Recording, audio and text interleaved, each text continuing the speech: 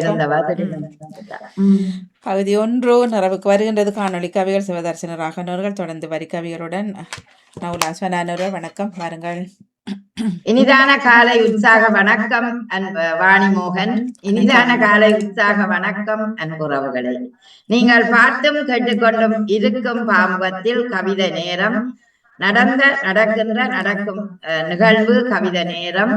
அதே நேரம் festodio.net London Tamil வானொலி பாமுகத்தில் பவனி வந்து கொண்டிருக்கின்ற கவிதை நேரம் மிகச் சிறப்பாக அமைகின்ற ஒரு நிகழ்வு. வியாழந்தோறும் இங்கிதமான ஒரு பரப்பை நிரப்புகின்ற உணர்வுகளின் உந்தலால் வரும் கவிதைகளை நாங்கள் கேட்க போகிறோம். இதுவரை நேரமும் காணொளி கவிதைகளை தந்த சிவதர்சினி ராகவன் அவர்களுக்கு நன்றியை கூறிக்கொண்டு இப்பொழுது வரி கவிதைகளோடாக செல்வோம். வாருங்கள் என்று உங்கள் அன்போடு அனைவரையும் அழைக்கிறேன். ஈர்க்கும் இதய கரும்பி வசந்தா ஒரு கபருவாணி.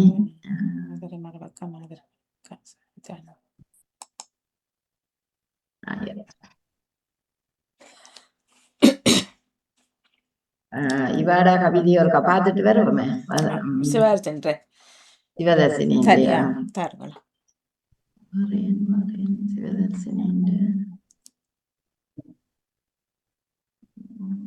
உலகம் இருந்தது. போரிடும் உலகம்.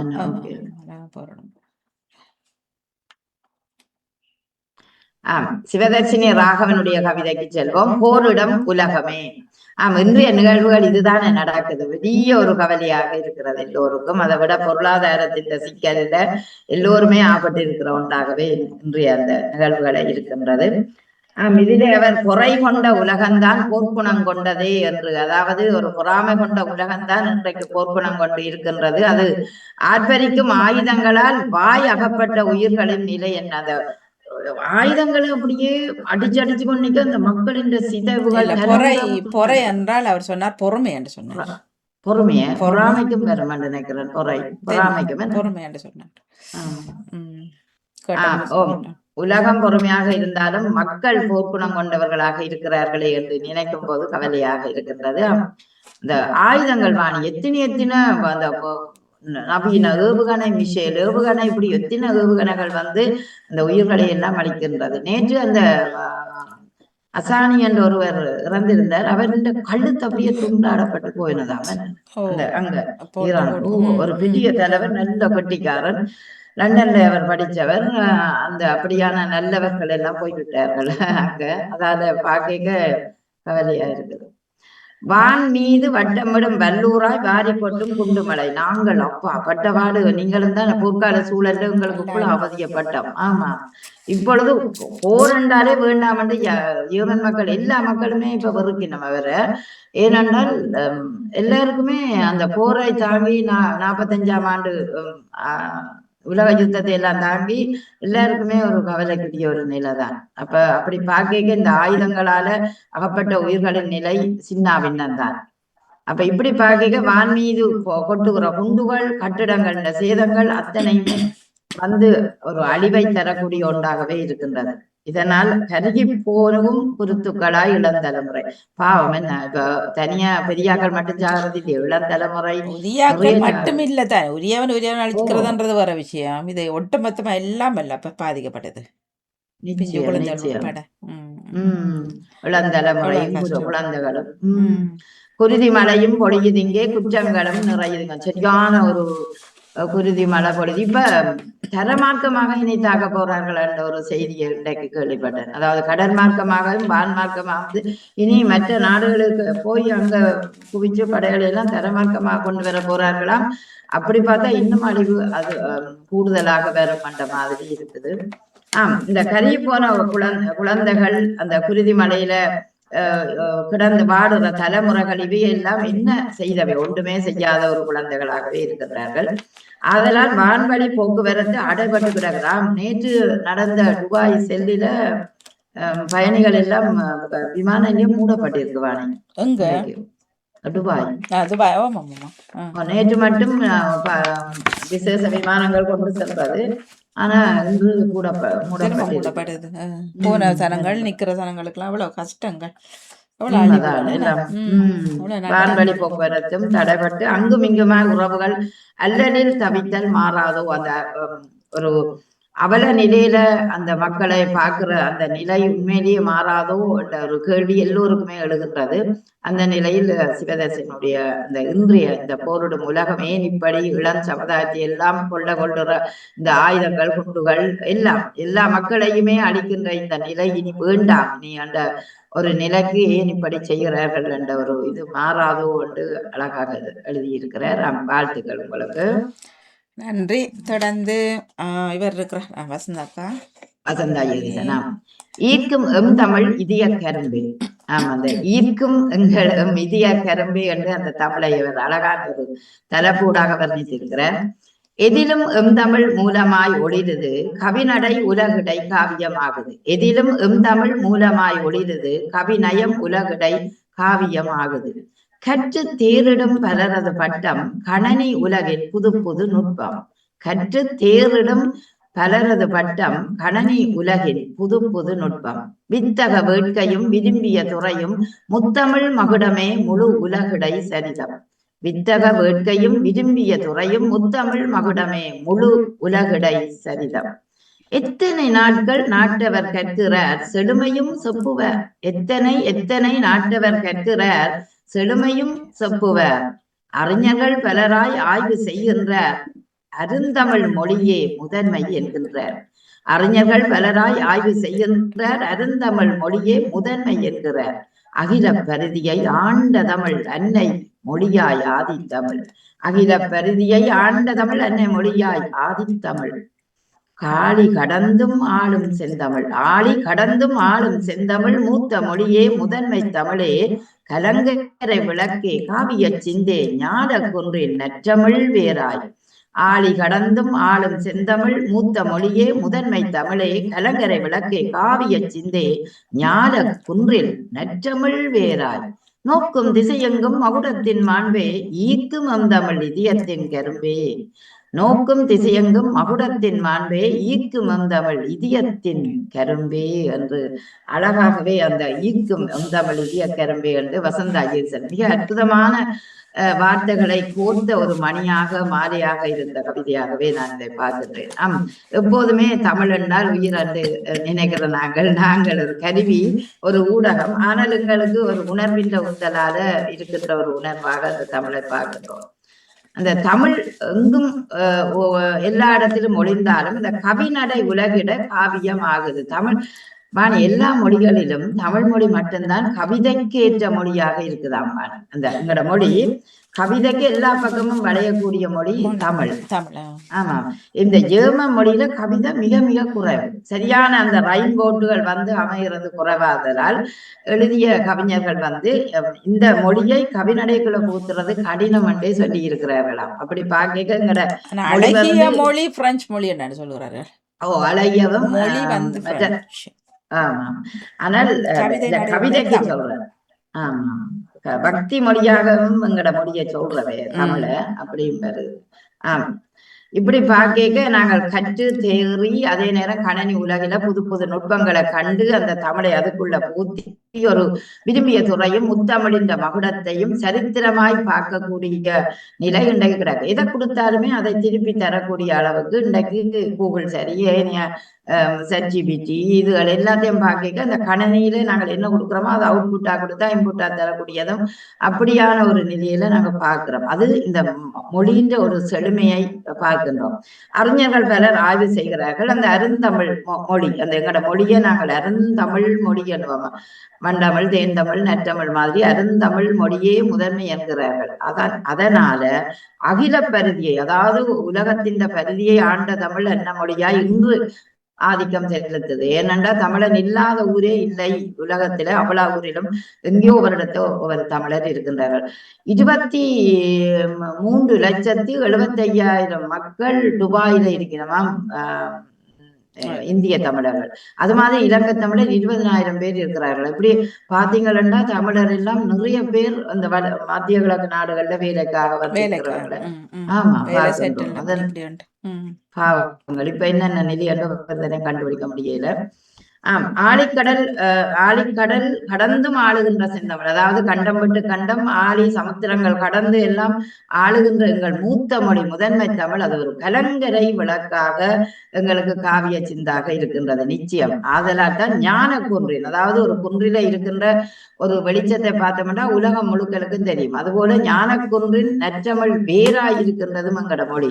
அதனால் தான் நோக்கும் திசையெங்கும் மகுடத்தின் மாண்பே ஈக்கும் எம் தமிழ் இதயத்தின் கரும்பே.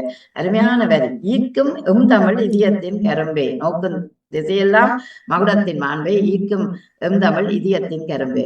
இதெல்லாம் ஒரு நல்ல வரி, கவிதைக்கு ஏற்ற ஒரு நல்ல அருமையான வரிகளாக அமைந்த வரிகள். வசந்தா ஜெயசன், மிகச் சிறப்பான வாழ்த்துக்கள். நல்ல ஒரு கவிஞர், நீங்கள் நன்றாக எழுதியிருக்கிறீர்கள். வாழ்த்துக்கள்.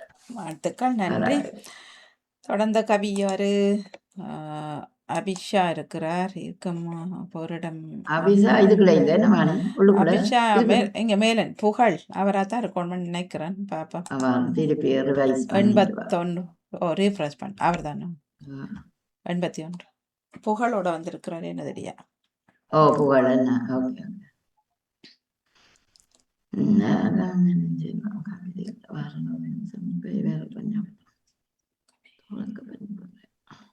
ஓகே. புகழ். ஒருவரது புகழிற்கு காரணம் அரிய செயல்களை செய்ய முடியும் என்ற அவனது அதீத ஊக்கமே. ஒருவரது புகழிற்கு காரணம் அரிய செயல்களை செய்ய முடியும் என்ற அவனது அதீத ஊக்கமே. பிறப்பென்பது எல்லோருக்கும் பொது, ஆனால் புகழோ இகழோ அவர்களின் நடத்தையை பொறுத்தே. பிறப்பென்பது எல்லோருக்கும் பொது, ஆனால் புகழோ இகழோ அவர்களின் நடத்தையை பொறுத்தே. செல்வத்தால் உயர்ந்தவர் என்றாலும் நல் குணமில்லாதவர் புகழற்றவரே. செல்வத்தால் உயர்ந்தவர் என்றாலும் நல் குணமில்லாதவர் புகழற்றவரே. ஒழுக்கத்தோடு நல் குணத்தோடும் கட்டுப்பாடோடும் வாழ்பவருக்கு புகழ் கிடைக்கும். ஒழுக்கத்தோடும் நல் குணத்தோடும் கட்டுப்பாடோடும் வாழ்பவருக்கு புகழ் கிடைக்கும். கர்வம் என்பது இல்லாமல் வாழ்வதே புகழுக்கு சமம். கர்வம் என்பது இல்லாமல் வாழ்வதே புகழுக்கு சமம் என்று அபிஷா எழுதியிருக்கின்றீர்கள். ஆமாம், இது ஒரு தத்துவ கவிதையாக நாங்கள் பார்க்கின்றோம். ஏனென்றால் உரநட கவிதைகள் இப்படித்தான் எழுதுவார்கள். அதாவது ஒருவரது வசன நடையாக வந்த ஒரு கவிதையாக பார்க்கின்றேன். நாம் சிறப்பு, நீங்கள் நல்ல ஒரு உயர்ந்த தமிழ்ல எழுதியிருக்கிறீர்கள். வாழ்த்துக்கள். முதலில ஒருவரது புகழுக்கு காரணம் அவருடைய செய்கைதான். ஏனென்றால் முடியும் என்ற ஒரு முனைப்பு தான் அவரை இன்னும் புகழின் உச்சிக்கு கொண்டு செல்லும். ஆதலால் செய்கைதான் ஒருவரை புகழுக்கு ஆளாக்குறது என்பதை அழகாக சொன்னீர்கள். இதுல வள்ளுவரும் புகழை பற்றி நிறைய 10 குறளுக்கு மேல எழுதியிருக்கின்றார். பிறப்பு என்பது எல்லோருக்கும் பொதுதான், ஆனால் புகழோ இகழோ அவர்களின் நடத்திய பொறுத்தது. நிச்சயம். அதாவது தீய செயலை செய்பவன் தீமை உடையவன் என்று நாங்கள் சொன்னாலும் நல்ல பெயரை எடுப்பதற்கு 40 நாள் செல்லுமா, ஆனால் ஒரு தீய செயலை எடுப்பதற்கு உடனடியாகவே எடுத்து விடக்கூடிய நிலை இருக்கிறது. காரணம் செய்கை, அந்த செய்கை, அவன் நடத்தை. அடுத்தது, செல்வத்தால் உயர்ந்தவர் என்றாலும் நற்குணம் இல்லாதவர் புகழற்றவர். உண்மைதான். அதாவது நாங்கள் எப்படித்தான் செல்வங்களை நிறைய சேர்த்தாலும் அவர் குணமில்லாதவர் அல்லது துர்க்குணமுடையவருடைய செல்வம் நிலைக்காது என்று சொல்வார்கள். அந்த அவருடைய செல்வம் நீண்ட நாள் நிலைக்காது. அது ஏதோ ஒரு வகையில அழிந்து போய்விடும். இதனால் தான் குடும்பத்தோடும் ஒழுக்கத்தோடும் கட்டுப்பாடோடும் வாழ்பவர்களுக்கு புகழ் கிடைக்கும். அதாவது நல்ல ஒழுக்க கட்டுப்பாடுகள் இருக்கும் போது இறைவன் கூட அந்த அதிக புகழை உங்களுக்குள் தருவான். என்றால் தெய்வத்தால் ஆகாது எனும் முயற்சி மெய்வருந்த கூலி தரும் என்றபடியாலும் நாங்கள் முயற்சியை நேர்மையாக செய்கிறது ஒரு புகழை ஈட்டக்கூடிய ஒன்றாக இருக்கும். அதனால் மிக அழகாக 2 வரிகளிலே சொன்ன கர்வம் என்பது இல்லாமல் வாழ்வதே புகழுக்கு சமம். நிச்சயம் அந்த கர்வம் என்ற செருக்கு இல்லாவிட்டால் எல்லா மனிதரும் சமம் என்று எண்ணலாம். என்னவாடும் கட்டுப்பாட்டோடும் வாழ்பவருக்கு புகழ் கிடைக்குமா? கட்டுப்பாட்டோடு வாழ்வதற்கு புகழ் கிடைக்குமோ? அந்த ஒழுக்கத்தோடும் நல்குணத்தோடும் அதே ஒழுக்கத்தோடும் கட்டுப்பாட்டோடும் அதான் புகழ் எடுத்திருக்கிறார். ஆச்சரியமா இருக்குது உண்மையில. கவிதை என்றாலே முதுமை, அது வேண்டாத போரும் எல்லாம் நிலமெனும் ஜபாசரியை காணும். ஒரு தடவை ரீஃப்ரெஷ் பண்ணுவோம். மறுபக்கம் மாதிரி மறுபக்கம் போன முறையான அது போன முறையான இன்றைக்கு 19 இதில் 3. ஓகே. மாதரின் மறுபக்கம் நான் கடந்த கிழமை எனக்காதபடியினால என் ஃபோனுக்கு போட்டிருக்கிறார் கங்கா ஸ்டாண்டி அவர்கள். ஓகே. அதில் நீங்க தனிட்டு வாசிக்கிறீங்களோ? வாசிக்க இல்லை, நான் போடுகின்றேன். ஓகே. ம். பெண் கங்கா ஸ்டாண்டி அவர்கள் கவி இலக்கம் இல்லை. என்னென்றால் அப்படியே எல்லாத்தையும் அப்படியே கட்டுரமாய் போட்டிருக்கிறார். அது நான் கவனமாக தான் வாசிக்கணும். பந்தியா ஓகே. போட்டால் இலவா இருக்கும் என்ன. ம். பெண்ணுக்கு கங்கா ஸ்டாலி அவர்கள் மாதரின் மறுபக்கம். பெண்ணுக்கு 2 முகம். ஒன்று அமைதியான அம்மன் முகம், மற்றது ஆக்ரோஷமான காளி முகம். எது எங்க வடிக்குமோ அங்கு வடிக்கும். பெண்ணுக்கு 2 முகம். ஒன்று அமைதியான அம்மன் முகம், மற்றது ஆக்ரோஷமான காளி முகம். எது எங்க வடிக்குமோ அங்கு வடிக்கும். பெண் பொறுமையுடன் எல்லாம் சகிப்பாள். கணவன் அவளை புரிந்து கொள்ளும் விதத்தில் புரியாத கணவன் அவளை வாட்டுவான். பெண் பொறுமையுடன் எல்லாம் சகிப்பாள். கணவன் அவளை புரிந்து கொள்ளும் விதத்தில் புரியாத கணவன் அவளை வாட்டுவான். அவளும் வாயில்லா பூச்சியாய் அடங்கி விடுவாள். செல்ல செல்ல பெண்ணுக்கு விழிப்புணர்வு வரும். அப்போது சிந்திப்பாள் தான் யார் என்று. புரியாத கணவன் அவளும் வாயில்லா பூச்சியாய் அடங்கி விடுவாள். செல்ல செல்ல பெண்ணுக்கு விழிப்புணர்வு வரும். அப்போது சிந்திப்பாள் தான் யார் என்று. அங்கே தோன்றும் அவள் செயல்களில் மாற்றம். இந்த மாற்றம் பார்ப்பவரை பயங்கொள்ள வைக்கும். பசுவாக இருந்தவள் புலியாக மாறுவாளே. இந்த மாற்றம் பார்ப்பவரை பயங்கொள்ள வைக்கும். பசுவாக இருந்தவள் புலியாக மாறுகிறாளே. சிசுவை சுமந்தவள் அன்பை விதைத்தவள். சிசுவை சுமந்தவள் அன்பை விதைத்தவள். எதற்கும் ஒரு எல்லையுண்டு, அது மீறியதால் எரிமலை ஆகிவிட்டாள். இதுவும் உண்மை. எதற்கும் ஒரு எல்லையுண்டு, அது மீறியதால் எரிமலை ஆகிவிட்டாள். இதுவும் உண்மை. மாதரை மனம் நோகாமல் நடக்க வேண்டும். மாதரை மனம் நோகாமல் நடக்க வேண்டும். நானிலத்தில் அவள் புகழ் போற்ற வேண்டும். நானிலத்தில் அவள் புகழ் போற்ற வேண்டும். இல்லறத்தை கட்டிக்காக்க இவள் வேண்டுமெனில் மாந்தரை மறுபக்கம் விடாது பாதுகாக்க வேண்டும். இல்லறத்தை கட்டிக்காக்க இவள் வேண்டுமெனில் மாந்தரை மறுபக்கம் விடாது பாதுகாக்க வேண்டும். நன்றியுடன் கங்கா ஸ்டாண்டி அவர்கள். நன்றி. இல்லறத்தை கட்டி காக்க இவள் வேண்டும், அதனால் மாண்புடன் மாதரை போற்ற வேண்டும் என்று அழகாக அவருடைய இறுதி வரியை முடித்திருக்கிறாராம். பெண்ணுக்கு 2 முகம் என்றார். உண்மைதான். அதாவது ஒன்று அம்மனாக இருந்தால் அமைதியாக இருப்பார், அடுத்தது பத்திரகாளியாக இருந்தால் அது ஆக்ரோஷமாக இருப்பார். அது என்ன சொன்னீங்க? குணங்கள் வரும். குணங்கள் ரெண்டு பேரும் அம்மனா பேரு பிறகு பார்த்தா பத்திரகாளிய தலையெல்லாம். அதனால அவர் அதை உபமானப்படுத்தி இருக்கிறார். 2 பக்கமாகவும் எப்பவுமே நாணயத்துக்கு 2 பக்கம் போல் 2 பக்கங்கள் வருவது உண்மை. அதுவும் இந்த பெண்களுக்கு இருமுகம் இருக்கிறத சொன்ன. ஆனா எது எங்க படிக்குமோ அது அந்த செய்தியை பொறுத்து தான் படிக்கக்கூடிய வாய்ப்பு வரும். என்றால் பொறுமையுடன் நடந்தால் சகிக்கக்கூடியவளாம். ஆனால் பொறுமையை இழக்கேக்க பொறுமையோட இருக்கிறண்டா ஒரு பூமாதேவி போல இருப்பாள். பொறுமையை இழக்கேக்க பூகம்பம் போல் வெடிக்கக்கூடிய ஒரு நிலை பெண்ணுக்கு இருக்கிறதுதான். அது கணவன் புரிந்து வாழ்ந்தால் அந்த மனைவியின் அட்ஜஸ்ட்மெண்ட், அதாவது சரியை அவர் சீர் செய்து கொண்டிருக்கக்கூடிய நிலை வரும். ஆனா வாயில்லா பூச்சியாய் அடங்கிய காலம் எங்கேயோ ஒரு நாள் தான். இப்பவும் அப்படி அடங்கி இருக்கணும். அவானே வாயில்லா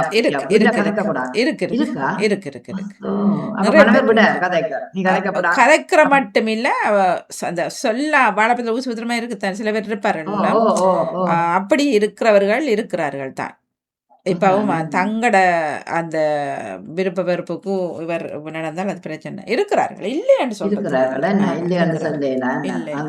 நிறைய பேர் நாங்க நிஜம் இப்ப இந்த 21ஆம் நூற்றாண்டுல இல்லாம அழிஞ்சிட்டு. ஆனா இல்ல, அது என்னன்னா சிலருக்கு அந்த அந்த ஊர்ல இருந்த அந்த பழக்கமும் அந்த புத்தியும் இப்பவும் இருக்குத்தான். நாங்க இப்படித்தான் எங்க அம்மா இருந்தவர், அதனாடி நீ இப்படி என்றவர் இருக்கிறார். சாப்பிட்ட பிள்ளைட்டு கழுவ எழுத்தின பேர் இருக்கிறார்கள். நீங்க வர நீங்க கொண்டு போய் கழுவி வச்சுட்டு வாங்கோ. தண்ணியை கொண்டு வைக்கணும், அவருக்கு கிட்ட தண்ணியை கொண்டு வைக்கணும். நீங்க அன்புல செய்யறதுன்றது வேற விஷயம். அது இந்த நேரம் அந்த அடிமையில அந்த பெண்ணும் வந்து அவரும் தான் கஷ்டப்படுற வீட்டில் இருக்கிற சும்மா இருக்கிற இல்லை 24 ஹவர்ஸ் அவருக்கு வேலை. நீங்க 8 மணி நேரம் வேலை பண்ண மாறீங்க என்னைக்குல அப்படி இருக்கிறவர் நிறைய இருக்கிறாரு. ஆமா. ம். வாயில்லா பூச்சியாய் அடக்கப்பட்டது ஒரு காலம். ஆனா நாட்செல்ல ஞாட்செல்ல விழிப்புணர்வு தெரியும் தான். சில பேர் அடக்கி ஆளைக்கு அந்த பெண்ணால வாழ முடியல. வெளியிலும் சொல்ல முடியாம சிலர் பிரிஞ்சு வாழறதுக்கு அதுவும் ஒரு காரணமா இருக்கும். ஏனென்றால் என்ன செய்யறது என்ற ஒரு விழிப்புணர்வு அவளுக்கு வந்துவிடும். அதனால நாள் செல்ல செல்ல விழிப்புணர்வு வரும் என்றதை அவர் அழகாக சொன்னார். இந்த மாற்றம் பார்ப்பவர்களுக்கு பயமாக இருக்கும். ஆனால் அவளுடைய நிலையில அது அவளுக்கு சரியாகவே இருக்கும். பசுவாக ஏனென்றால் இருந்தவன் புலியாக மாறுகிறார். ஓ அப்ப அந்த யாரு காரணம்? பசுவாக இருந்தவன் புலியா மாத்துறதுக்கு யாரு காரணம்? அந்த வீட்டு அதான் சூழ்நிலை எடுத்தவர் தான். ஆமா. அந்தந்த செய்திகள் தானே அவளை அப்படியே மாத்துது. அப்ப அவ அருமையாக இருக்க வேண்டியவள். ஆனால் எழ வேண்டிய தேவை இருக்குது. அந்த விழிப்புணர்வோட எழ வேண்டிய தேவை. அதனாலதான் சில குடும்பங்கள்ல ஒரு பயம் மாதிரி ஒரு தோற்றம் எங்களுக்கு இருக்கின்றது. சிசுவை சுமந்தவள், ஆமா சொன்ன சிசுவை சுமந்தவள் அன்பை சுமக்கிறாள். ஏன்னா அந்த கடவுள் வந்து பொறுமையின் உச்சகட்டமா இருக்கிற பெண்களிடம் தான் கருவை சுமக்க சொல்லி கூட கொடுத்திருக்கிறார். அதனால் கருவை சுமந்தவள் அந்த அன்பையும் சுமக்கிறாள் என்பது உண்மை. ஏனென்றால் அந்த குழந்தையை அன்போடு வைத்து எடுத்து வளர்க்கும் போது கூட அவள் அன்பை சொல்கிறாள் என்றதுதான் அங்கு அர்த்தம். எதற்கும் எல்லை உண்டுதான், இதற்கும் எல்லை இருக்குது. ஒரு பெண்களின் செயற்பாடுகளுக்கும் ஒரு எல்லை இருக்கு என்றதை சொல்றார். ஆனால் மாதரின் மனம் நோகாமல் நடக்க வேண்டும் என்ற ஒரு வரி சொன்னவர் நிச்சயம் உண்மை. அதாவது ஒரு பெண்கள் ஒரு செய்கைகளை செய்தாலும் அல்லது ஏதாவது ஒன்று செய்தால் அவர்களுடைய மனதை நாங்கள் நோகடிக்க கூடாது என்பது உண்மை. அதனால்தான் இல்லறத்தின் பெண்கள் இதயத்தின் கண்கள் என்று சொல்லுவார்கள். அதாவது இல்லறம் என்றது ஒரு நல்லறம் என்று.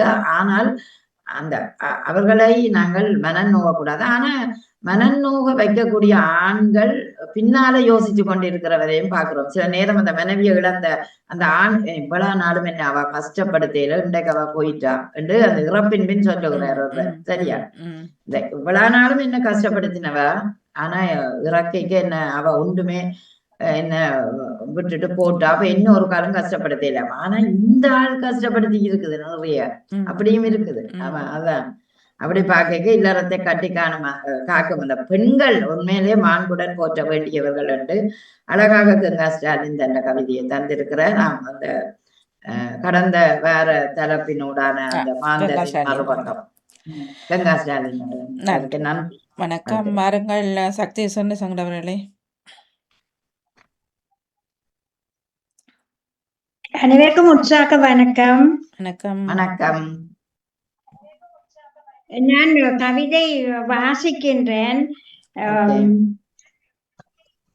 ஏன் நீங்கள் அதுக்கு பதிகிறீல? கஷ்டமா? இது கொஞ்சம் பெரிய கவிதை. அதுதான் நான் 2 துண்டாத்தான் பதிய வேணும். நான் பிறகு பதிந்து விடுகின்றேன். பெரிய கவிதை இல்லை, ஆனால் அந்த பதிந்து கொண்டு போகும் பொழுது அது உள்ளே என்னன்னு தெரியல. மீண்டும் மறுமுறை முயற்சி செய்கிறேன். ஆமா, அது என்னண்டா சக்தி, அதுல 52 சொற்களுக்கு அளவானதுதான் அந்த பெட்டி. நீங்கள் அந்த சொற்களுக்கு அளவான கவிதையை போடுங்க. இப்ப சில கவிதை நாங்களும் போட்டாலும் போகாது, அப்புறம் நாங்க சுருக்கி அதை போடுறது. ஆனா நீங்கள் அந்த சாராம்சமாக உள்ள வரிகளை எழுதினீங்கன்னா நல்லா இருக்கும். அந்த அதுக்கு போடலாம். கஷ்டம் இல்ல. நீங்க நேரடியா கவிதை பதிவு என்றதுக்குள்ள போய் அதுக்குள்ள நீங்க கிளிக் பண்ணி உங்களோட காப்பி பண்ணி போட்டு காப்பி பேஸ்ட் தானே, அது ஈஸி. அது சரியா? நீங்க இப்ப வாசிங்க. ஓகே. போர்களும் மனித எண்ணங்கள். இப்பொழுது இருக்கின்ற சூழலிலே நான் எனக்கு உண்மையில நான் இது எழுதினது ஒரு வைத்தியசாலையில என்னுடைய சிநேகிதியை கொண்டு போய் அவ உள்ளுக்கு போய் அவ குண்ட சூழ்நிலைக்கும் பொழுது அது அங்கே இருந்துதான் எழுதினேன். வியாழக்கிழமை கவிதைக்கு என்று சொல்லித்தான் நினைச்சுதான் எழுதினேன்.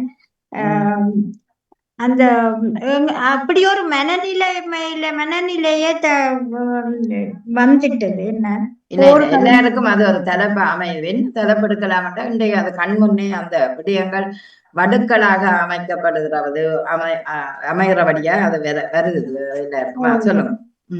போர்களும் மனித எண்ணங்களும். பாரில் உள்ள படைப்புகள் படைத்தவனை மிஞ்சிவிட்டு பல துறையில் முன்னேறி பக்குவம் அற்றதனால் படுகுழியில் வீழ்ந்தனவே. பாரில் உள்ள படைப்புகள் படைத்தவனை மிஞ்சிவிட்டு பல துறையில் முன்னேறி பக்குவம் அற்றதனால் படுகுழியில் வீழ்ந்தனவே. பயங்கரவாதம் பரந்து மனிதநேயம் மலிந்து துயரங்கள் நிறைந்து ஒவ்வொரு நாளும் ஒவ்வொரு பொழுதும் போர் போர் போர். பயங்கரவாதம் மலிந்து மனித நேயம் பயங்கரவாதம் பரந்து மனித நேயம் மலிந்து துயரங்கள் நிறைந்து ஒவ்வொரு நாளும் ஒவ்வொரு பொழுதும் போர் போர் போர். கண்ட துண்டமாக சிதைக்கப்படும் உயிர்கள், இடிந்து விழுந்து சுக்கு நூறாகும் கட்டிடங்கள். கண்ட துண்டமாக சிதைக்கப்படும் உயிர்கள், இடிந்து விழுந்து சுக்கு நூறாகும் கட்டிடங்கள். மனித நேயம் எங்கே? பொருளாதாரம் எங்கே போகிறது? மனித நேயம் எங்கே? பொருளாதாரம் எங்கே போகிறது? வரலாறு படைக்கும் வல்லரசு நாடுகள், வரலாறு படைக்கும் வல்லரசு நாடுகள் அம்பாக குற்றும் செய்திகள், எம்மாத்திரம் உயிரிழப்புகள். அம்பாக குற்றும் செய்திகள், எம்மாத்திரம் உயிரிழப்புகள். எங்கு அமைதி? எதில் அமைதி? யார் அமைதி கொண்டார்? எங்கு அமைதி? எதில் அமைதி? யார் அமைதி கொண்டார்? வல்லவன் ஒருவன், நல்லவன் ஒருவன் அமைதியாய் இருக்கின்றான், தன்னை காட்டிக் கொள்ளாமல் ஆட்டி படைக்கிறான். வல்லவன் ஒருவன், நல்லவன் ஒருவன் அமைதியாய் இருக்கிறான், தன்னை காட்டிக் கொள்ளாமல் ஆட்டி படைக்கிறான். மனித எண்ணங்களை மாற்ற வல்லவன் அவனே. மனித எண்ணங்களை மாற்ற வல்லவன் அவனே. மனித நேயம் மிகுந்து போர் இல்லா பூமி எப்போ காணுவேன் என்ற ஏக்கத்துடன் விடைபெறுகிறேன். மிக்க நன்றி. சந்தர்ப்பத்துக்கு நன்றி. போரில்லா பூமி இல்லவே இல்லை என்ற மாதிரி இருக்குது. இன்றைய கால சூழல் மாறி மாறி எல்லாம் கூடிக்கொண்டே போறதை பார்க்கிறோம். வித்தியாசமான ஒரு வடிவங்களில் இன்றைக்கு போர்கள் நடைபெற்று கொண்டிருக்கின்றன. இதனால் மக்களும் மனிதநேயமற்ற தன்மைகளும் மடிகின்றார்கள் மக்கள் என்பதும் உண்மைதான். உண்மையா நீங்கள் நல்ல ஒரு தலைப்படுத்திருக்கிறீர்கள். போர்களும் மனித எண்ணங்களும். மனித எண்ணங்கள் நல்ல ஒரு சிந்தனையும் அதை அறிவியலை நோக்கி போகுது. அதே அறிவியல் தான் மனிதனையும் கொல்லுது என்றது உண்மை. அதாவது ஒரு அணுகுண்டை கண்டுபிடித்தார் ஐன்ஸ்டைன். இன்றைக்கு அந்த அணு குண்டுகளாலேயே உலகம் மாறுகிற ஒரு நிலைக்கு ஆளாகிறதை பார்க்கின்றோம். அதான் அந்த படைப்புகள் மனுஷன் தான் எல்லாத்தையும் படைச்சது, கண்டுபிடிச்சது. ஆனா அதே படைப்பு தான் மிஞ்சி விட்டது. பல துறைகள்ல அது மிஞ்சி முன்னேறி அதுக்கு பக்குவம் இல்லாம போச்சு. படைப்பு அந்த கண்டுபிடிச்சவர்கள் அதே ஒரு நல்ல தவறான வழிக்கு பயன்படுத்துது. அந்த அணுகுண்டை கண்டுபிடித்தவரே ஐன்ஸ்டைனே சொன்னவராம், தவறான வழிக்கு இது பயன்படுத்த கூடாது. ஆனா அவர் கண்டுபிடிச்சிட்டார். கடைசியா ஜப்பான இதுகள் எல்லாம் அழிச்சதும் அந்த குண்டுதான். இன்றைக்கு அழிய போறதும் அந்த குண்டுதானோ கடைசியில யாருக்கு தெரியும். நினைச்சு பார்க்க பயங்கரமாக இருக்கிறது. அதான் எல்லாம் அதான் மனித எண்ணங்களைத்தான் நாங்கள் குறை சொல்லலாம் இல்லையா? நிச்சயம். அதான் எண்ணங்களை மாற்ற வல்லவன் அந்த தன்னை காட்டிக்கொள்ளாமல் ஆட்டி படைச்சு கொண்டிருக்கிற அந்த ஆண்டவன் தான். ஆமா, நிச்சயம். அப்ப நீங்க சொன்னீங்க பாரில் உள்ள படைப்புகள் இன்னும் பலரை முன்னேறி தந்தாலும் பக்குவமாக அது இருந்தாலும், ஆனால் இன்றைக்கு பக்குவமற்ற ஒரு படுகொலியில் வீழப்படுற ஒன்றைத்தான் நாங்கள் இந்த நிலையை பார்க்கிறோம். அதுதான் பயங்கரவாதம் பெருகி மக்கள் மனிதம் மலிந்து இப்படி பாக்கியங்களை துயரம்தான் ஒவ்வொரு நாளும் போராக வெடிக்கிறதை அழகாக சொல்லி இருக்கிறீர்கள். அதே நேரம் கண்ட துண்டமாக உயிர்கள், இடிந்து விழும் கட்டிடங்களும் அதற்குள் இடர்படும் மக்களும் கண்ட துண்டங்களை பார்க்கும்போது இங்கு மனிதநேயம் எங்கோ போகிறது, பொருளாதாரம் எங்கேயோ போய்விட்டது. இந்த பொருளாதாரத்தின் உச்சகட்டம் இப்ப கொரோனா எல்லா நாடுகளிலே பொருளாதார வீழ்ச்சி இருந்தது. அது ஒரு மாதிரி சரி செய்து ஒரு 5 வருடங்களை கடக்க முதல் இனி இந்த போரின் வீழ்ச்சி, எண்ணெய் விலை இல்லாம எண்ணெய் விலையேற்றங்கள், கேஸுகளின் விலை, அதே நேரம் ஒரு இடத்திலிருந்து இன்னொரு இடத்தை ஏற்றுமதி பொருட்கள் போகாது, இறக்குமதி பொருட்கள் வராது. இப்ப இதனால ஒரு பொருளாதார இடைஞ்சல் எல்லா நாடுகளிலுமே இருக்க போகிறதை அழகாக சொன்னீர்கள். அதாவது மனிதநேயம் எங்கே, பொருளாதாரம் எங்கே, வரலாறு படைக்கும் வல்லரசுகள். வல்லரசு வரலாறு படைக்கிற அந்த நாடுகள்ல கூட இன்றைக்கு மக்கள் வெறுக்கிறார்கள் போரை என்றது உண்மையான ஒன்றுதான். என்று அவர்களுடைய அரச பணியில இருந்து பலர் விலகி கொள்வதையும் நாங்கள் பார்க்கின்றோம். ஆகவே இந்த போர் எங்க முடிய போகுதுன்னு சொல்ல முடியாது. இருந்தாலும் அம்பாக செல்லும், அதாவது அன்பாக நாங்கள் வாழ வேண்டிய வாழ்க்கையில இப்ப அம்பாக அது ஏவுகணைகளாக மிஷல்களாக இப்படி பார்க்கும்போது எங்கே ஒரு அமைதி எங்களுக்கு கிடைக்க போறது என்று கேட்டிருக்கிறீர்கள். வல்லவன் நல்லவன் ஒருவன் இருக்கிறான், இறைவன் இருக்கிறான். ஆனா ஏன் இறைவன் இன்னும் இதுக்கு ஒவ்வொன்ற காட்டிலே என்ற ஒரு கோபமும் எங்களுக்கு இருக்கின்றது. காட்டிக்கொள்ளாமல் மனித எண்ணங்களையும் அந்த போர் குணங்களையும் மாற்றக்கூடிய வல்லமை உள்ளவன் பிறக்க வேணும். அவன் இவற்றுக்கெல்லாம் ஒரு முற்றுப்புள்ளி வைக்க வேணும் என்ற போல இருக்கின்றது. அதுதான் அந்த இறைவன் என்பதை நாங்கள் நினைச்சு கொள்ளுகிறோம். நீங்களும் அதைத்தான் சொல்லி இருக்கிறீர்கள். ஆகவே என்ன செய்கிறது, எங்கட நம்பிக்கைக்கு பலமானவரைத்தான் நாங்கள் நினைத்து கொள்ளுவோம். இறைவா நீதான் இவற்றை மாற்றிக்கொள்ளண்டு. அது எவ்வளவு தூரம் மாறும் இந்த உலகத்தில் என்றதும் ஒரு கேள்விக்குரியதாக.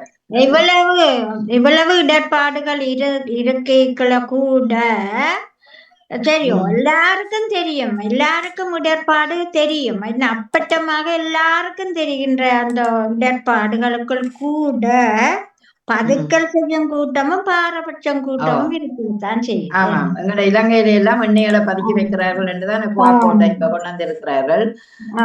அப்படியான நிலைகளும் இருக்கிறது தானே. இந்த நேரம் தான் வியாபாரிகளும் கொள்ள லாபம் அடிக்கிறதை பார்ப்பார்கள். அப்ப அப்படியான நிலையும் இதுகளுக்குள்ள மறிஞ்சு இருக்கிறதை நாங்கள் பார்க்கின்றோம். நன்றி. அதெல்லாம் கூடாத விஷயங்கள் தானே, அப்படியெல்லாம் செய்யக்கூடாது. ஆனாலும் அதுதான் ஓரிடமுமே மனித நேயத்தை காண முடியாத நிலைக்கு எங்களை இந்த வல்லரசு நாடுகள் தள்ளிவிட்டது. நிச்சயம் நிச்சயம். அதனால இப்ப மனித நேயம் எங்கே, அது மறுபடியும் பிறக்குதா, மறுபடியும் இருக்குதா என்ற ஒரு கேள்விக்கு கேட்கப்படும் போது இருக்கிறது. மிகச் சிறப்பு. நீங்களும் அந்த போரும் இன்றைய கால சமகாலத்தில பேசப்படுற விடயத்தை கவிதையாக கொண்டு வந்தீர்கள். வாழ்த்துக்கள் உங்களுக்கு. மிக்க மிக்க நன்றி நவலா சொன்னார்தன். நன்றி, வணக்கம். நன்றி, வணக்கம். நன்றி, வணக்கம் வாணிமோகன். நன்றி, உங்களுடைய பணிக்கும் வாழ்த்துக்கள் கூறி அன்புடனும் நன்றியுடனும் விடைபெற்றுக் கொள்கிறேன். நன்றி, நன்றி, வணக்கம். நன்றி, நன்றி. ஆமா, வணக்கம் நவுலா. வணக்கம். வணக்கம். சரி, வணக்கம். வாங்கோ, தட்டு கொடுக்க தாங்கோ. எல்லாருடைய கவிதையும் கேட்டுக்கொண்டே இருந்தேன். இப்போது நடக்கும் போர் இதுகளை பற்றி வந்த கவிதை யதார்த்தமான கவிதையாகவே இருந்தது. மிக மிக சிறப்பு. எல்லோருக்கும் மற்றும் தளத்தில் எழுதிய கவிதைகள் எனக்கு மிக சிறப்பு. எனக்கு உண்மையில் அபிஷாவின் கவிதை மிகவும் பிடித்திருந்தது. அதற்கு மிக சிறப்பான வாழ்த்துக்களும் பாராட்டுகளும். தொடருங்கள். நல்ல ஒரு தத்துவம் வாய்ந்த கவிதையாக புகழோட. மிக்க நன்றி செல்வி. நன்றி நன்றி. எத்தனை பேர் கேட்டவர்கள் என்று பார்ப்போம். வணக்கம் ஆணி. வணக்கம் நவலா சொன்னார்கள். வணக்கம். வணக்கம் அக்கா. சிவதர்சி ராவன் முதல் பகுதியை சிவதர்சி ராவன் சிறப்பாக வாசித்து விரிவாக்கம் செய்து கட்டி கொடுத்தினார். எல்லாரும் அதிகமாக முதியோர் பற்றியும் இன்றைய போர் நடக்கிற அந்த காலகட்டத்தையும் தான் எல்லாரும் எழுதியிருந்தார்கள் அதிகமானவர்கள். மற்றது இளையூராக அபிசா எழுதினது புகழை பற்றி சிறப்பாக இருந்தது. உண்மையாக தத்துவ கவிதையாக தான் இருந்தது. அவன் எழுத்து வலிமை எல்லாம் முன்னேற்றமாக இருந்தால் வாக்கம் வாழ்த்துக்களை கூட்டிக்கொண்டு 2வது வீரன் அவலாசவிநாதன் நீங்களும் சிறப்பாக வாசித்து விரிவாக்கம் செய்து தட்டி கொடுத்தீர்கள். நன்றி. நன்றி, மிக்க நன்றி. மிக்க நன்றி. நன்றி. கவிதை எழுதுபவர்கள் பயணங்கள் போய் எல்லாரும் அம்பிட்டு போச்சு. நம்ம காண இல்ல எல்லாரும் இந்த மத்திய கிழக்கு பக்கங்கள்ல வரையலாம நிக்க நம்ம இங்க ஜெர்மனிக்கு வேற 2 பேர் நேற்று துபாய் ஏர்போர்ட்ல வந்து இன்றைக்கு ஃபுல்லா பூட்டிக்கிட்டோம். என்ன அவங்கெல்லாம் நீ கொடுக்கணும் மேடம், நாளைக்கு நான் விசேட விமானங்கள் இருப்பது. ஏன்னா பூட்ஸ் கலிபருக்கு முன்னால உள்ள கட்டிடத்துல வந்து காலையில விழுந்திருக்குது. அப்ப ஏர்போர்ட்டு கிட்டாண்டு ஏர்போர்ட் பூட்டியாச்சு. எப்படி வர போயினோம்னு தெரியல. அதே நேரம் எங்கட ஒரு சித்தி இந்த மகன் ஒரு ஆளுக்கு கல்யாண வீடு. தோழி துபாய் தான் மகள் தங்கச்சியார். அவள் எல்லாம் பேக்கள் எல்லாம் கட்டி வச்சுட்டு நேற்று சித்தி எடுக்கிறா. வெளிநாட்டில இருந்து ஒரு தரம் வரையில நவுலா நீங்களாவது வாங்கோன்னு கேட்கிறா. நாம என்ன சொன்னோம், ஐயோ நாங்களும் எப்படி வாரது இந்த சூழல்ல என்று கேட்க, அப்ப முடியலை என்று அதிபர் வந்திருக்கிறார். ஆம், வணக்கம் அதிபர் அவர்களே.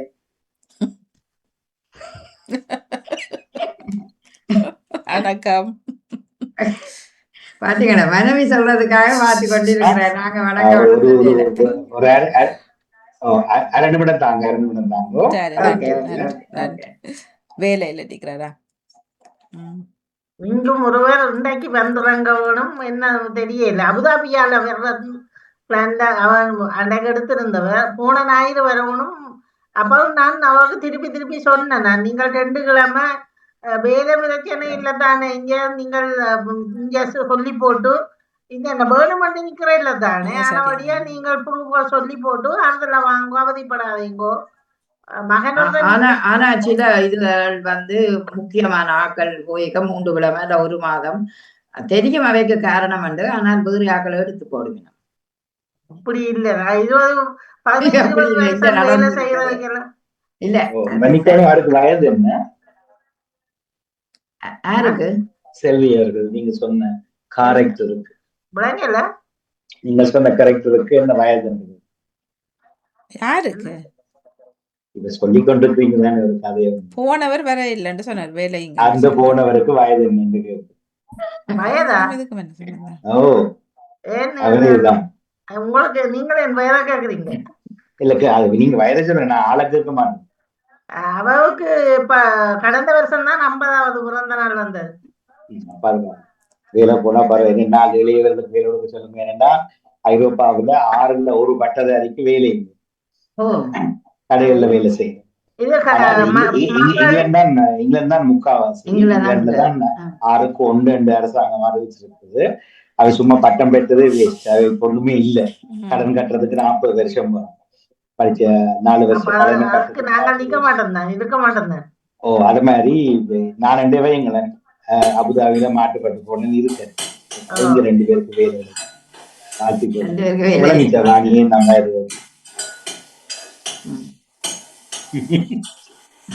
சந்தோஷம் மகிழ்ச்சி. ஏனென்றால் இந்த தமிழ்தான் மொழி உலகத்திலேயே கவிதைக்கு வளர்ந்து இருக்கும்ன்றதை கொஞ்சம் மீளாய்வு செய்யும் வார்கள். 3 மாசம் ஆராய்ச்சி செய்துட்டு 10 மொழியை படிச்சு போட்டு ஒருதன் சொல்றான் ஏற்றுக்கொள்ளலாம்.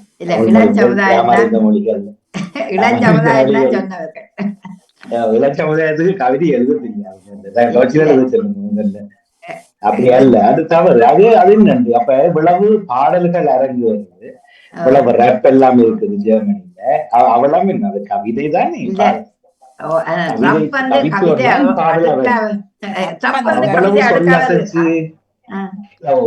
இளைய சமுதாயம் சொல்றது அங்க சமுதாயம் ஈழத்தவர்கள் சந்திக்கிறதே இல்லை. 2 பேர் 3 பேர் சொன்ன கருத்து நாங்கள் பொது வழியில இல்லைன்னு மறுக்க இல்லை, அதை ஆய்வு செய்யுங்கன்னு நான் சொல்றேன். பாடல்கள் மேடையில அல்பங்களாக ஒவ்வொரு நாளும் வெளிவந்து கொண்டு இருக்குதா இருக்கு. ஆனா கவிதைகள் குறைவாம். கவிஞர்களும் அது என்னது பாடல் வருது, என்ன கவிதை வருது இல்ல, பாடல் வருகுது சரி இருக்கலாம். என்னது இணையதளங்கள்ல அந்த மாதிரி தொலைக்காட்சியில தேடி பார்ப்போம். ஒரு வழியில ஒரு கருத்தை முன்வைக்கலாம். இதை தவிர மற்றும்படி அப்படின்னு சொல்ல முடியாது. எல்லா மொழிகளுக்கும் ஒவ்வொரு தனித்துவங்கள். யார் எழுதினாலும் நாங்கள் வசனமா எழுத நீங்க கவிதையா வாசிக்க சரிங்களா? அப்படி நான் கேட்கிறேங்க. சொல்லுங்க. மன்னிக்கவும், ஜெர்மனியிலிருந்து சக்தி சுனிசங்கர். நானும் அந்த கருத்தை நானும் அந்த தமிழ் என்று சொல்லி நாங்கள் தமிழ் தான் விசேஷம் என்று சொல்ற அந்த கருத்துக்கு நான் ஒரு உதாரணம். நோர்வேல ஒரு இலங்கை தமிழர், சின்ன இளையவர், இங்கே தான் பிறந்து வளர்ந்தவர். அவர் மியூசிக், அவருடைய நாட்டு மொழியிலேயே தானே கவிதை எழுதி தானே கம்போஸ் பண்ணி தானே எல்லாமே செய்து அவர் இப்ப ஒரு பிரபஞ்சமாக எல்லா நாடுகளுக்கும் போய் அதே தான் தொழிலாக அது முதல் கூட்டு என்னென்னால் தமிழ் மொழிக்குத்தான் உலகத்துல எல்லா மொழிகள்லையும் வளைஞ்சு கொடுக்கக்கூடிய சொற்கள் கவித்துவத்துக்கு உரிய மொழியாக கவிதைக்கு இருக்கா இருக்குன்னு சொன்ன கருத்து தான் நாங்க அறியாம பேச முடியாது இல்லையா. இப்ப இதையே ஜெர்மன் தெரியாது, பிரான்ஸ் நாட்டுல போய் கேட்டு பாருங்க, இல்ல அப்படி அல்ல, எல்லா இடங்களிலும் இருக்கிறது. எந்த ஈஸ்டர்ன் யூரோப்பியன் கண்ட்ரி, ஐரோப்பா மட்டும் எடுத்துக்காட்டால் கிழக்கு ஐரோப்பிய நாடுகள்ல எல்லாம் கூட பெரிய பெரிய பாடல் ஜெர்மன் மொழியில நான் சொல்றேன், அநேகமா ஜெர்மன் மொழியில புறவு கவிதைகள் அது சரி, அது இரண்டாவது தரவு. முதலாவது தரவு தமிழ் மொழிக்குத்தான் அந்த தமிழ். ஆனா தமிழ் மொழிக்கு எல்லாம் வளைஞ்சு கொடுக்க, அதாவது அந்த சொற்கள் சரியாக வளைஞ்சு சொன்னேன். நான் வசனமா எழுது, நீங்க கவிதையா வாசிக்கிறீங்க. நான் வசனத்தை எழுதி முடிக்க நீங்க அதை கவித்துவம் நான் செய்திருக்கேன், பல வருஷங்கள் செய்திருக்கேன். எத்தனையோ வீட்டை கட்டுரைகளை கவிதைகளா வாசி. இப்ப அதான் 56 சொற்களுக்குல இருந்து இணையமே அடக்குது. கட்டுரைக்கு கவிதைக்கு வித்தியாசம் இருக்கு. நான் என்னன்னா கட்டுரையாக எழுதுறது, நான் கவித்துவமா வாசிக்கலாம். ஆனால் கவிதை கண்டு சில பாணிகள் இருக்குது தானே. இல்லையே, அப்படி வரிக்கையில அது கவிதை என்பது ஒரு இயல்பாக ஒரு பாடலை போல அருவியை போல கொண்டு வரக்கூடிய சொன்னயங்களை பாவிச்சு அதுக்கு பேர் கவிதை தான். சரி, நாங்கள் அப்படி சொல்லலாம். இலக்கிய முறைப்படி அவங்கள ஒரு இலக்கிய முறை யாருதான் கொண்டு வந்து யாரோ ஒருவர் சொன்னதை நீங்க பின்பற்றுறீங்க, அப்படி அல்லது கவித்துவம் என்பது கவித்துவம், அது ஒரு கலை. அதை இன்னும் முறைப்படி கற்றுத்தான் செய்யணும். அது கேவலம் இப்ப கடந்த 2009க்கு பிறகு இருக்கிற உள்ளவன் போறவன எல்லாம் கவிதை எழுதி கவிதை அரங்கம் செய்யறது, அது ஒரு பெரிய ஒரு விசமத்தனத்துக்குள்ள பூந்துட்டது. ஈழத்து மட்டுமல்ல, தமிழ் சமூகம் மட்டும் மொத்தமாவே சொல்லலாம். தடி எடுத்தவர் எல்லாமே வளமொழி போல அது வந்துட்டு. அது அப்படி அல்ல. ஒரு கதையிலையும் ஒரு தீர்வும் அல்ல. இன்னைக்கு வந்த கவிதைகள் எதுலையுமே ஒரு தீர்வு இல்லை. போரில்லாத உலகம் வேணுமென்றா அது என்ன, எப்படி சாதிக்கும் இல்லையா? அப்ப தீர்வி சொல்லப்படாத படைப்புகள் இன்னும் கூட அவருடைய சொந்த படைப்பா ஏற்றுக்கொண்டுட்டு நான் சொன்ன விஷயம் மூளாய்வு செய்யுங்கன்னா சொன்னாலே தவிர நான் வெளியிட்டு சொல்ல வரையில. ஆய்வு செய்து நீங்கள் திருப்பி 4 சொல்லிப்பட்டீங்க ஜெர்மனியில கவிதை எழுப்புவாங்க. அது நீங்க ஜெர்மனிய இலக்கிய துறைக்குள்ள இருந்து எடுக்கலாம், உங்களுக்கு வசதி இருக்கு, வாய்ப்பு இருக்கு. இல்ல, நான் அறிஞ்ச அளவுல இலக்கிய துறையில பங்கு பெற்றின பிள்ளைகளும் அதை படிச்ச இலக்கியங்கள் படிச்சார்களும் இலக்கிய செய்தவர்களும் தான் எனக்கு சொல்லி இருந்தார்கள். இப்ப நான் அவர்களை சொல்லுங்க பொது வழியில, நானும் கூட கதையை சொல்லி என்னுடைய படிக்கிற பிள்ளைகளும் இதெல்லாம் தான் கதைச்சவே. ஏன் அவைக்கு தொடக்கா இல்ல இல்ல அதுகள் வருங்கள் என்று நாங்க கேட்டு பாருங்களேன். என்ன மாத்தி விட்டு நீங்க சொன்னதை நம்பி அங்க ஒரு சாணக்கியன் இருந்தோட என்ன போய் கதை கேட்டு என்ன குழம்பு விட்டான்னு சொல்லி நீங்க இதுக்கு ஆதாரம் தருவீங்களான்னு நீங்களே கேளு. இங்க வராட்டி வருவேன், இங்க தொடர்ச்சி தாங்க என்ன இயக்கத்தை பார்த்து மகளும் ஒரு முறை சொல்லி இருந்தால் கவிஞர்கள் குறைவண்டு. அப்ப அவைய கற்ற முறையில அது நீங்க தமிழ் பிறப்பு சொல்றீங்களா நான் ஏற்றுக்கொள்றேன். அதான் கவிதை எழுதத்தையே வெளியே முடியாது இங்கிலீஷ்லயோ. சரி, அது வாதிட்டவன் நீங்க வந்தபடி அதை சொல்லுங்க, நானும் இறங்க வேணுமா? இல்ல அதுதான் நீங்க இறங்குங்க, பிரச்சனை இல்லை. அதை சொல்லத்தான் கவிதைகளை அப்படி பாக்கல ஒரு பொது வழிகள்ல சில வழி சொல்லும் போது ஒரு ஆராய்வு இல்லாமலே பேசி விடுகிறோம். நீங்க சொன்னது நல்ல கதை, நான் சொல்ல யார் வெளியே சொன்னதை சொன்னாங்க. அவரிடம் இன்னும் ஒரு கேள்வியை கேளுங்க, நான் அதை முடிச்சுக்கோங்க. நன்றி, வணக்கம். எல்லோருக்கும் பாராட்டுக்கள். சந்திப்போம். நன்றி, வணக்கம். இனி இறங்குங்க. நன்றி, வணக்கம். நானே இல்ல உங்களோட ஷாப்பிங் நானே ஷாப்பிங் நாங்க போயில நான் சிறப்பு வீடு. சரி, நன்றி, வணக்கம். நேரமும் கவிதைகளை எழுதின அத்தனை கவிஞர்களுக்கும் சிறப்பான வாழ்த்துக்களை நன்றியை தெரிவித்து, தொழில்நுட்பத்தில் இருந்த வாணிமோகனுக்கும் நன்றியை தெரிவித்து, அதிபர் நடாமலுக்கு நன்றி கூறி உங்களிடமிருந்து விடைபெறுகிறேன். கொள்வோம். நன்றி, வணக்கம். நேவிசகா நீங்க சொல்லுங்க, நான் விடைபெறுகிறேன். நன்றியா நேவிசகா. முதல் வந்த கவிதை ரஜினி அண்ணன் அவர்களுடையது. கவிதை என்றாலே கடைசியா வந்த கவிதை. நீங்க வெங்க நிக்கிறீங்க? நான் வீட்டுலதான் இருக்கிறேன். வீட்டுலதான், கொஞ்சம் முன்னுக்கு வாங்க. நீங்க இங்க நின்று கதைக்கிறீங்க. நான் வீட்டுல வாங்கிருக்கேன். இங்க கதிரை எல்லாம் இருக்கு, வந்து உட்காருக்கோ. மேசை எல்லாம் போட்டு இங்கே நிக்கிறீங்க. உட்கார்ந்துதான் இருக்கிறோமானே. இப்ப சரி இப்ப சரி ஓகே. ஆரம்பத்துல இருந்து கேட்டுக்கொண்டிருந்தேன் கவிதை ரஜினி அண்டன் என்ற கவிதையிலிருந்து இப்போ கடைசியாக சக்தி சொல்லிங்க சொன்னேன் கவிதை மட்டும் கேட்டுக்கொண்டிருந்தேன். எல்லா கவிதைகளும் சிறப்பாக இருந்தது. போர்களை பற்றி வந்திருந்தது. அநேகமாக போர்களை பற்றி இந்த நாட்டின் சம்பவங்களை பற்றி தான் கவிதைகள் வந்திருந்தது. மிகவும் சிறப்பாக இருந்தது எல்லா கவிதைகளும். என்னுடைய கவிதையும் நீங்கள் மிகவும் அழகாக தட்டி வாசித்திருந்தீர்கள். சிறப்பாக இருந்தது. ஜெயாக்காவும் முதுமையை பற்றி நானும் முதுமையை பற்றி நான் வந்திருந்தேன். எல்லோருமே அநேகமாக நன்றாக இருந்தது. வசந்த ஜெகதீசனுடைய கவிதைகளும் கேட்டேன் வரிக்கவிதையாக. மற்றது வரிக்கவிதை இவர் அபிஷார கவிதை வந்திருந்தது. வேற யாரோட கவிதை வரிக்கவிதை வந்திருந்தது? வசந்தா அக்கா வந்தது. அதான் வசந்தா ஜெகதீசன் அவருடைய கவிதை வந்திருந்தது. 2 பேர் வந்தது. 2 பேர் தான் வந்தது. 2 பேர் தான் வந்திருந்தாங்க. சக்தி சொந்தங்கள் வந்திருந்தார்கள். நீங்க ஞானசர்கள் வாழ்த்துக்கள். நேரில் தந்தீர்களா? நன்றி நன்றி நன்றி வணக்கம். அப்ப நாளைய சந்திப்போம். ஓம் சக்தி சொந்தங்கள் சொல்ல போறீங்களா? நானும் அந்த இப்ப நீங்க எல்லாரும் சொன்னபடி அபிஷா அந்த கவிதை நல்லா இருக்குன்னு நான் போய் வாசித்தேன். அப்ப புகழை பற்றி எழுதி இருக்கிற மிகுந்த வாழ்த்துக்கள். அவ எளியவர் தானே, இருந்தாலும் அந்த எண்ணம் அவருக்கு நல்ல ஒரு எண்ணமாக உதித்தது, கவிதையாக வந்தது. மிகுந்த வாழ்த்துக்கள். மற்றும் வேண்ட கவிதை கேட்டு நான் முதுமை போற்றி போற்றி என்ற கவிதை அந்த நேரத்தில் இருந்து நான் கேட்டுக்கொண்டிருக்கிறேன்.